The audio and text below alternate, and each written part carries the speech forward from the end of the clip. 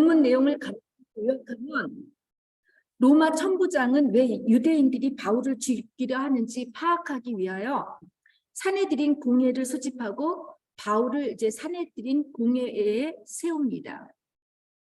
여러분도 알다시피 사내들인은 유대인들의 최고 법원 기관입니다.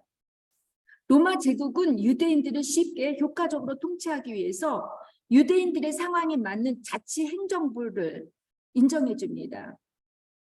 그리고 이 사내들인 공회를 의장만은 자신들의 손에서 선출을 하죠. 유대인들의 정치적, 종교적, 윤리적인 전반적인 일들에 관한 그 권한을 사내들인이 갖고 있지만 사형 선고는 로마 제국만이 갖고 있습니다. 공의회의 구성원은 사두개인, 바리새인, 서기관, 장로 출신으로 모두 71명이고 공의회의 최고의장은 대제장이 맞습니다. 천부장의 인도하에 사내들인 공회에서 선 바울은 자신이 하나님의 증언자로서 복음을 전하는 것에 변호를 합니다. 그는 피의자로서 공의에 선 것이 아니라 공회원들에게 이제 형제라고 부르면서 선한 양심에 따라 하나님을 섬겼다고 이렇게 떳떳하게 주장을 합니다. 여러분, 선한 양심이란 본인이 아무 잘못이 없는 죄인이 아니라 하나님의 말씀에 비추어 어떻게 반응하며 살았는지에 대한 양심이라는 뜻입니다. 양심의 기준이 내가 아니라는 것이죠. 내 뜻, 내 느낌에서가 아니라 하나님의 말씀 안에서 비춰진 양심을 봐야 한다는 거예요. 주님이 바라보시는 곳을 함께 바라볼 수 있고 주님께서 말씀하신 음성을 듣고 순종하는 것이 선한 양심입니다. 그런데 선한 양심이 있다고 한다면 분명히 병든 양심도 있지 않겠습니까? 바울이 선한 양심을 이야기하자 병든 양심을 갖고 있는 아나니아 대사장은 바울 곁에 서 있는 사람들에게 바울의 입을 치라고 명령을 합니다. 도둑이 제발 저린다고 양심을, 선한 양심을 바울이 말을 하니까 도대체 몇 견디는 거예요. 그러면 여러분, 병든 양심이 무엇이겠습니까? 병든 양심이란 한마디로 하나님에 대한 아무 두려움이 없다는 것입니다. 양심이라고 하지만 그 내면에는 자신의 이기적 욕심과 욕망이 숨겨져 있다는 것이죠. 하나님을 앞세우면서 정작 성과 공의를 이야기하지만 그 내면 안에는 자신의 계산적인 이익이 숨겨져 있다는 거예요. 여러분, 세상 사람들도 양심을 말합니다. 어쩌면 세상 사람들이 도덕적, 윤리적 양심에 대해서 우리 기독교인보다 더 예민한 사람들이 있을 수 있습니다. 착하게 살려고 하는 사람 많습니다. 그렇기 때문에 우리 기독교인들은 세상 사람들보다 어떻게 하죠? 더 선한 양심을 갖고 살아야 합니다. 하지만 요즘 세상을 보면 우리 기독교인들 중에 세상 사람들보다 더 못한 병든 양심을 갖고 사는 사람들이 많이 있어 보입니다. 2020년에 한국에서 기독교인들에 대한 신뢰도가 어떤지를 6개의 조사를, 6개의 움프라게가 뭐지? 앙케이트 조사를 했대요. 6번이나. 그런데 10명 중에서 여러분 7명은 한국교회에 대한 신뢰도가 없다라는 거예요. 우리들은 기독교인이라고 하면서 정치적으로, 종교적으로 앞에 선 사람들을 보면 세상 사람들보다 더 병든 양심을 갖고 행동하는 것을 보는데 저는 같은 기독교인으로서 부끄럽고 안타깝고 속상합니다. 지난주에 우리 10월 29일 날 사태가 났는데 이것에 대한 조사하는 과정에 국회의원에서 모 분은 이름이 은혜예요. 은혜. 분명히 기독교인이라고 봐요. 근데 지금 심각한 이야기를 나누고 있는데 웃기고 있네라는 걸 썼다라는 거예요. 이게 말이나 됩니까? 특히 권력의 욕심에 눈이 어두워 뻔한 거짓말을 하는 사람들이 참 많습니다. 근데 이들은 자신들이 말하는 게 진실이라고 주장할 때 여러분들 마음이 어떻습니까? 저는 분노가 올라옵니다. 우리는 세상 사람들에게 정정당당하게 바울처럼 선한 양심에 따라 행했다고 말할 수 있어야 합니다. 모든 사람들이 긍정할 수 있도록 진실하고 신뢰할 만한 신앙인들이 되어야 합니다. 바울은 바울의 입을 치라고 한 아나니아를 향해서 회칠한 담이요, 하나님이 너를 치시리로다 라고 하면서 율법을 심판하는 당사자가 율법을 어기면서 나를 치라고 하는 거냐고 이렇게 분노를 표합니다. 회칠한 담이란 검은 흙으로 담을 쌓고 겉에는 하얀 석기를 바르는 것이죠.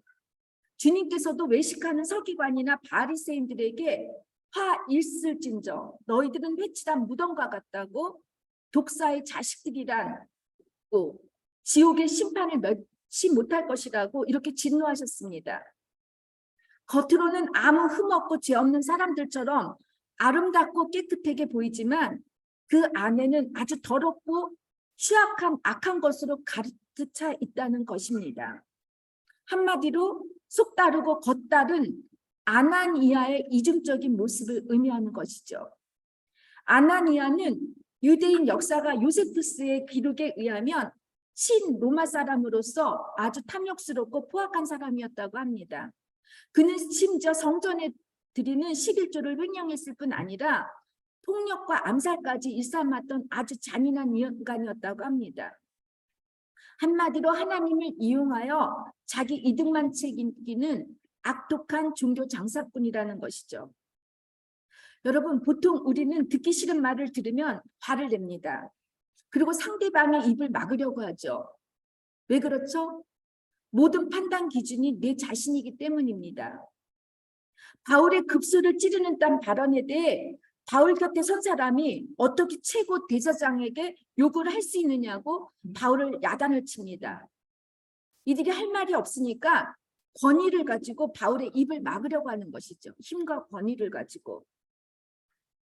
근데 여러분, 우리들 힘과 권력으로 다른 사람들의 입을 막는 일 없습니까? 특히 우리 한국 문화에서 보면 어떻죠? 아이들이 말대꾸를 하면 입을 막죠. 심지어 체벌까지 하는 경우가 있는데 말대꾸한다고? 그러면 안 된다는 거예요.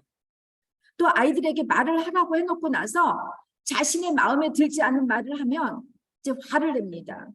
부부도 마찬가지입니다. 말을 할 수 있고 말을 할 수 있게 격려하고 무엇보다도 잘 듣는 여러분과 제가 되었으면 합니다. 이에 대해 바울은 너는 재판장을 모독하지 말며 백성의 지도자를 저주하지 말지니라 라고 하는 출애굽기 22장 28절 말씀을 인용하면서 자신의 실수를 인정합니다. 여러분, 우리 기독교인들은 사회의 한 구성이기 때문에 질서를 위해 권위를 가진 자들에겐 순종해야 하지만 그러나 그 순종이 맹목적인 순종이 되어서는 안 됩니다. 이 맹목적인 순종이 가져왔던 게 히틀러 정권이었죠. 이때 기독교인들이 이 말씀으로 다 그를 추종했습니다. 권위를 부여받은 사람들이 하나님의 권위에 거슬려 행동을 할 때, 또 하나님이 원하시는 이 땅의 나라가 통치되기 위해서 그것을 거스를 때는 우리들은 선지자적인 목소리를 낼 수 있어야 합니다.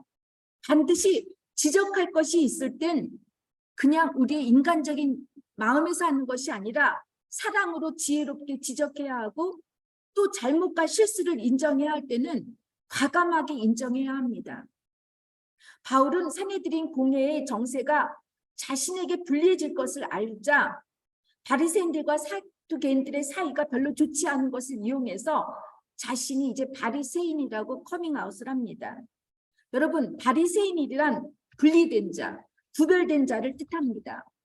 그들은 율법에 비추어 비율법적인 것들과 불결한 모든 것들로부터 자신들을 구별하여 스스로 분리된 삶을 산다는 뜻입니다.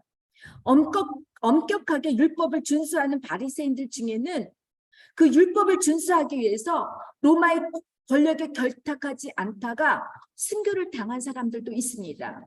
그래서 유대인들은 이 순교당한 또 말씀에 열심히 살려고 하는 이 바리새인들을 되게 존경한다고 합니다. 특별히 로마에 결탁해서 권력의 부와 이 자리를 차지한 제사장들의 타락에 이 바리새인들이 비판을 합니다. 여러분, 그런데 이 바리새인들은 천사와 영의 존재 그리고 부활과 영생을 믿습니다. 하지만 사두개인들은 반대로 천사와 영의 존재나 부활과 같은 영생이라든가 내세를 믿지 않습니다. 사두개인들이 어디서 비롯됐죠? 다윗 시대의 사독에서 오는 그 제사장, 정통의 제사장이 아니죠. 그 사독이 이 사두개인들의 원조입니다.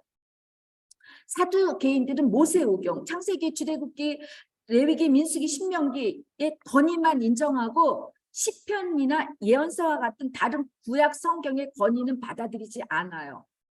사두개인들은 지금 현실에서 잘 먹고 잘 사는 것이 중요한 사람들이어서 세속주의적이고 물질 중심적인 사람들입니다.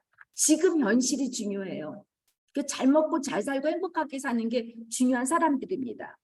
사도 바울은 바리새인이나 사두개인들의 속성을 누구보다도 잘 알고 있기 때문에 어떤 파장이 일어날지를 알고 자신이 바리새인이라는 것을 알렸습니다. 바울의 짐작대로 바리새인과 사두개인들이 이제 두 파로 나뉘어서 크게 싸우고 있습니다. 이 두 파의 싸움을 바리새인의 경건과 사두개의 쾌락과의 싸움이라고 이렇게 해석하시는 분들도 있습니다. 경건은 있으되 예수 구원이 없고 부활의 참소망이 없는 바리새파적 신앙이나 하나님을 믿으나 수단과 방법을 가리지 않고 이 세상의 부와 물질을 붙잡으려고 하는 사두개파의 신앙, 이 두 신앙은 모두 죽은 믿음이고 죽은 신앙이라는 것입니다. 혹시 여러분 가운데서 나는 바리새파적인 경건은 있고 아니면 나는 사두개인적인 쾌락을 갖고 있는 사람이 있습니까? 아니면 둘 다 갖고 계신가요? 사두개인들의 주장에 마음에 들지 않는 몇몇 바리새파 서기관들은 이제 바울에게 악한 것이 없다고, 만일 영이나 천사가 바울에게 말을 했다면 어찌하겠느냐고 바울의 무죄를 주장하니까 이제 더 큰 분쟁으로 번지게 됩니다. 여러분, 종교적 명분은 있으되 행함도 믿음도 없으니까 싸움이 분쟁으로 이어지는 것이죠. 많은 교회들이 싸우고 갈라질 때 양쪽 이야기를 들어보면 다 종교적인 명분이 있습니다. 그러나 행함과 믿음은 보이지 않습니다. 예수가 없고 100% 자신의 죄인임을 인정하지 않고 회개가 없으니까 이렇게 분쟁이 일어나고 싸움이 일어나고 끝내는 분열될 수밖에 없다는 것이죠. 우리와 함께 사는 가족이나 교회 공동체, 더 나아가 사회나 국가에 수많은 갈등들이 날마다 일어나고 있습니다. 이 갈등을 여러분 구원의 차원으로 우리가 보지 못하면 갈등의 원동력을 잃어버리게 되고 모두가 생명을 잃고 한순간 물거품처럼 파열하게 된다는 것을 특히 우리 믿는 사람들은 볼 수 있어야 합니다. 질서의 안정을 위해 사내들인 공회를 소집했던 천부장은 바울이 그들에 의해 둘로 찢겨질까 걱정을 하고 군인들을 시켜서 바울을 무리로부터 구출해서 영내로 들어가게 합니다. 다시 감옥에 들어온 바울의 심정은 어땠을까요? 사내들인 공회를 보고 그것도 소위 종교 지도자들이라고 하는 사람들이 싸우고 다투는 것을 본 바울은 참 비통하고 참담했을 것입니다. 또한 복음을 전하는 게 얼마나 감당하기 어렵고 힘든 사명인지 아주 절망적이었고 두려웠을 것입니다. 여러분은 사명을 감당하다가 이처럼 실망적이고 절망적일 때가 있었는지요? 또 외롭고 괴로웠던 적이 있습니까? 있습니까? 여러분 만약에 없다면 여러분들의 사명을 한번 다시 돌이켜 봤으면 합니다. 아무도 알아주지 않고 도리어 비판을 하고 싸우자고 덤벼들 때 여러분들의 사명을 포기하고 싶지는 않습니까? 어떤 때는 황당해 보이죠. 열심히 일을 했는데 그 성과나 열매는 없고 하열의 경지까지 왔을 때 지금 내가 하는 일이 나의 사명이 진정으로 맞는 것인지 의심이 들고 어떤 열정도 의지도 이제 잃어버리게 되지 않습니까? 이런 바울의 마음을 누구보다도 잘 아시는 주님께서는 그날 밤 바울에게 찾아오셔서 바울 곁에서 담대하라고, 예루살렘에서 증언한 것처럼 로마에서도 증언할 것이라고 이제 11절에 말씀해 주십니다. 담대하라. 파르레시아예요. 두려움을 갖지 말라. 하고 싶은 말을 용기를 가지고 하라는 뜻입니다. 사람의 힘으로 얻는 용기나 위로의 말이 아닙니다. 하나님의 복음을 전할 때 세상의 핍박과 환난을 받아도 두려워하지 말고 선포하라는 것이고, 자신의 믿음에 부끄러워하거나 자신감을 잃지 말라는 것입니다. 여러분, 혹시 지금 주님의 위로가 필요하신 분이 계십니까? 감옥과 같은 상황에 갇혀서 힘들고 외롭다고 느끼시는 분들이 계시다면 주님께서는 분명히 여러분 곁에서 이제 위로해 주실 것입니다. 말씀이 있고 기도가 있는 곳에는 주님께서 반드시 위로의 음성을 듣게 하십니다. 주님의 이 음성은 사도 바울에게 대반전을 가져다 주게 되는데, 그것은 사도 바울의 사명을 재확인시켜 주는 것입니다. 그래서 제가 오늘 제목을 뭐라 그랬죠? 현재의 고난은 미래에 숨겨진 거울이라고 말했습니다. 바울은 자신의 선교 비전이나 계획이 사도행전 19장 21절에서 보면은 예루살렘을 거쳐 로마로 가는 것이었습니다. 로마를 보는 것이 땅끝까지 복음을 전하는 것이라고 믿었고, 그것을 자신의 선교의 비전으로 봤습니다. 그래서 순종해서 지금까지 복음을 잘 전했습니다. 그런데 지금 어떻죠? 예루살렘 감옥에 갇혀 있어요. 이 예루살렘 감옥에 갇혀 있는 바울에게 주님께서는 갑자기 너가 로마를 보게 될 것이라고 말씀하시니까 여러분, 얼마나 놀라운 일이겠습니까? 자기가 그 꿈을 갖고 있었는데 예루살렘을 통해서 모든 게 막혀 있을 거라고 참 실족하고 실망했을 바울에게 너가 생각했던 그 비전이 나의 비전이랑 똑같다라고 말씀해 주실 때 이 바울이 얼마나 벅찼겠습니까?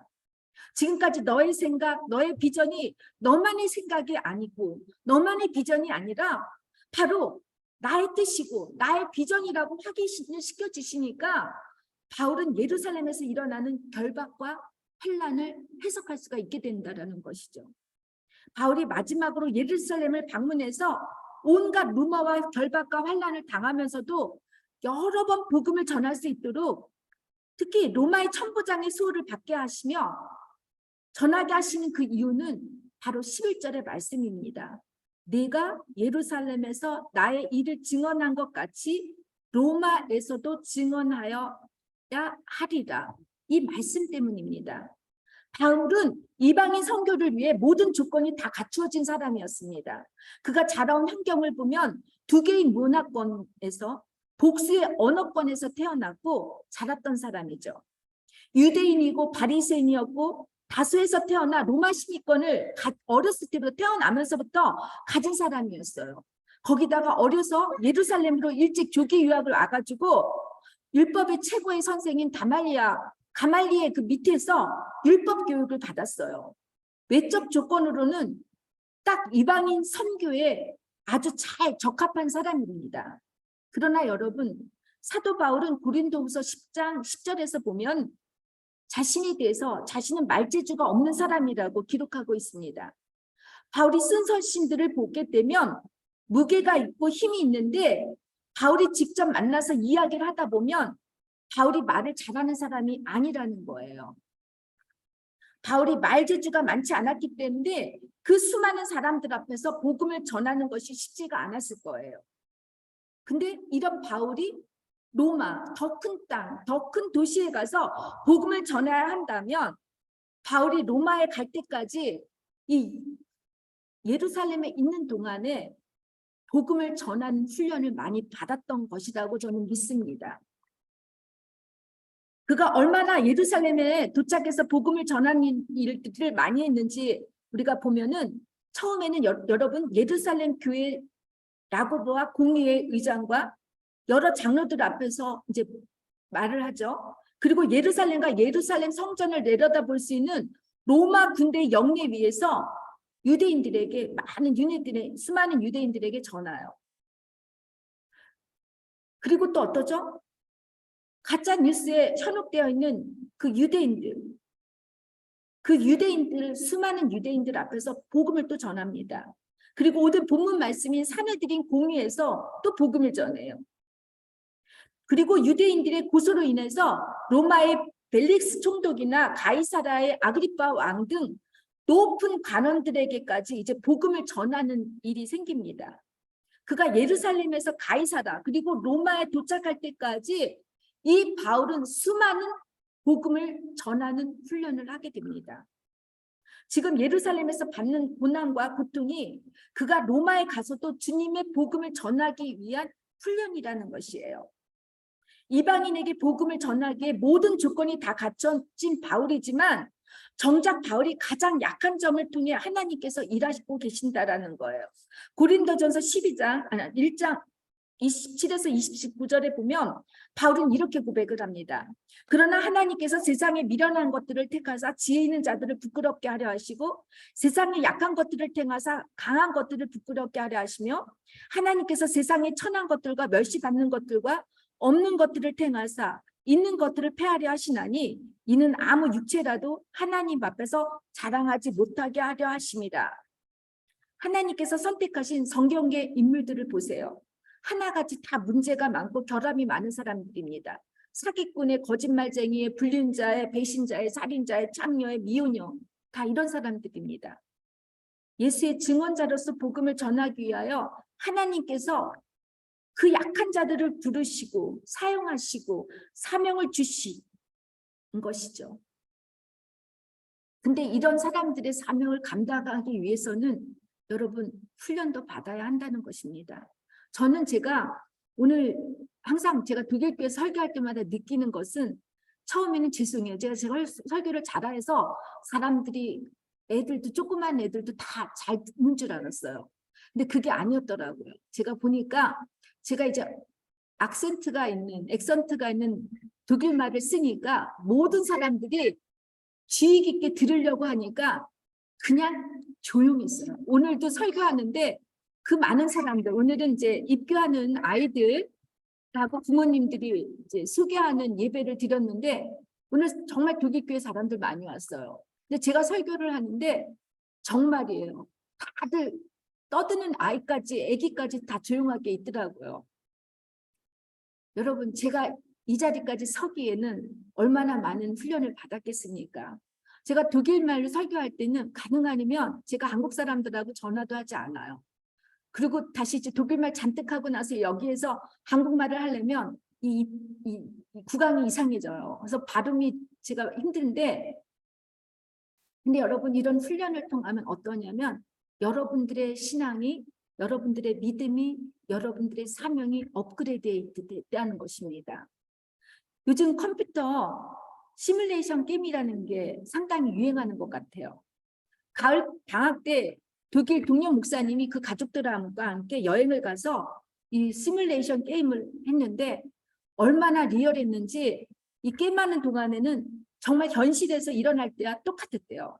그런 느낌을 받고 흥분하고 감정도 일어났다고 하는데 여러분 바울이 지금 예루살렘에서 복음을 전하며 벌받고 환난을 당하는 것이 마치 시뮬레이션 같은 현실에 일어나는 일이지만 이것은 분명히 앞으로 미래에 있을 미래의 로마에 가기 위한 것처럼 여러분은 지금 겪고 있는 고난과 환난이 여러분의 미래에 있을 사명과 연관이 있다라고 믿으시기를 주님의 이름으로 축원합니다. 믿으십니까? 그러니까 지금 내가 고난을 받고 있다 하는 분들이 계시다면 이것은 분명히 여러분들의 사명과 연관이 있다라는 거예요. 다시 말해서 지금 여러분 중에 생각지 못한 어려움이나 인간적인 힘으로 해결할 수 없는 고통이나 고난이 찾아왔을 때 여기에 분명히 미래의 여러분의 사명을 위해 주님께서 여러분들을 훈련시키고 있는 것이라고 믿으시기를 주님의 이름으로 축원합니다. 혹시 여러분들 중에 지난 시간들을 뒤돌아볼 때 그때는 몰랐었는데 지금에 와서 보니 다 하나님의 은혜였고 섭리였다. 이렇게 생각해 보신 적 있죠? 은미 집사님 있죠? 그때는 하나님께서 내 기도에 전혀 응답하지 않으시고 침묵하시는 것만 같았는데 지금에 와서 보니까 하나님께서는 내 작은 신음까지도 다 듣고 계셨구나. 그때는 내가 원하는 바람이나 소원대로 가려고 했던 그 길들이 다 막혔다고 생각했는데 지금에 와서 보니 다 하나님의 길로 인도해 주셨구나. 그때는 정말 몰랐었고 깨닫지 못했었는데 지금에 와서 보니 다 하나님의 뜻이었다고 고백하시 보신 적 여러분들 다 있으시리라고 믿습니다. 지금까지 저는 우리들이 바울의 1, 2차 선교 여행의 발자취를 따라서 바울이 어떻게 선교했는지를 살펴보면서 바울의 입장에서 볼 때는 참 하나님께서 하시는 일들이 이해할 수가 없었을 것 같았어요. 바울의 방법대로 복음을 전하게 하시지 않으셨습니다. 예수의 증언자로서 이방인에게 복음을 전하라는 사명을 받은 후에 주님께서는 바울이 복음을 전할 때 왜 일이 고난의 길을 걷게 하시는지 좀처럼 쉽게 이해할 수가 없습니다. 바울이 복음을 전하다 어떤 고통과 고난을 겪었는지 고린도후서 11장 23절에서 29절에서 보니까 바울이 이렇게 고백을 합니다. 나는 더 많이 수고했고 감옥에도 더 많이 갇혔으며 셀 수 없을 정도로 매를 많이 맞았고 죽을 고비도 여러 번 넘겼고 유대인에게는 39대 맞는 태형을 5번이나 당했고 유대인들의 태형은 40까지예요. 40까지 맞으면 죽는데요. 그 이후로는. 근데 그 태형을 39까지 맞았다라는 거예요. 여러분 지저스 크라이스트 해가지고 여러분들 그거 영화 보셨습니까? 맥 깁슨이가 하는데 봤죠? 파시온 영화 보셨죠? 거기에 맞는 매가 태형이에요. 몽둥이로 3차례를 맞고 돌에 맞고 배가 난파된 적도 3번 있었고 밤낮을 망망대해서 표류한 적도 있었습니다. 자주 여행을 하는 동안 강물의 위험과 강도의 위험, 동족과 이방인에게서 받는 위험, 도시에서 황량한 광야에서 바다에서 받은 위험, 거짓 신자들로부터 받는 위험을 겪었습니다. 나는 수고하며 애쓰며 살았습니다. 잠 못 들어 밤을 지샌 적이 여러 번이고 배고프고 목마르고 굶기도 자주 하고 추위에 떨고 헐벗음의 고통도 받았습니다. 무엇보다도 날마다 모든 교회들에 대한 염려고 마음이 짓눌렀습니다. 누가 약했지만 나도 약해지지 않겠습니까? 누가 걸려 넘어지면 내 마음이 새까맣게 타지 않겠습니까? 여러분 맞습니다. 바울은 유대인들의 핍박에 쫓기며 그가 원하든 원하지 않는 곳에서 끊임없이 전파하고 쫓겨간 곳에서는 교회들이 세워지게 하셨습니다. 바울이 감옥에 갇혀서는 어떠죠? 그 지치고 피곤한 몸을 감옥에서 쉬게 하셨어요. 근데 감옥에서 쉬기만 했습니까? 그는 초대교회들의 편지를 썼어요. 빌립보, 에베소, 빌레몬 다 옥중 서신들이에요. 저는 제가 목회를 하면서 힘들다고 수정하고 혼자서 막 할 때 이 말씀을 제가 설교를 준비하면서 읽으면서 제가 눈물이 났습니다. 야, 내가 바울이라면 난 진짜 그만뒀겠구나. 내가 이 짓을 어떻게 조금만 나한테 대한 듣기 싫은 소리만 들어도 짜증나고 힘들어 죽겠는데 내가 어떻게 이렇게 바울처럼 난 선교를 할 수 있을까? 제가 회개를 했습니다. 사도행전 2장 23절을 보면 그가 하나님의 정하신 뜻과 미리 아신 대로 내어준 바 되었거니라고 하셨습니다. 하나님께서는 우리 인간들을 구원하기 위해 미리 계획하시고 작정하신 사람들을 통해 구원의 선한 사업을 이루어 가시기 때문에 저는 여러분과 저를 하나님께서 선택하셨다고 믿습니다. 예루살렘의 결박과 고난처럼 지금은 다 이해할 수도 헤아릴 수도 없는 일들이 로마에 가야 할 여러분과 저의 사명을 위해서 주님께서 허락하신 훈련이라고 믿으시기를 주님의 이름으로 축원합니다. 여러분, 미국 방송계에 살아있는 전설로 불려지는 오프라 원프리라고 하는 흑인 여성이 있습니다. 여러분 잘 알고 계실 거예요. 그녀는 오프라 원프리 쇼의 진행자였고 제작자였습니다. 2004년에 우엔이 주는 올해의 지도자상을 받기도 하고 2005년에는 타임지에서 선정하는 20세기의 가장 영향력 있는 100명 중에 한 사람으로 선정되었고 미국 여성 부자 10명 중에 한 명이라고 합니다. 아마 이 그녀가 트럼프 전 대통령보다 자신이 부자라고 이렇게 고백한 적도 있었는데 이렇게 부와 명예와 모든 것을 다 갖춰준 여인입니다.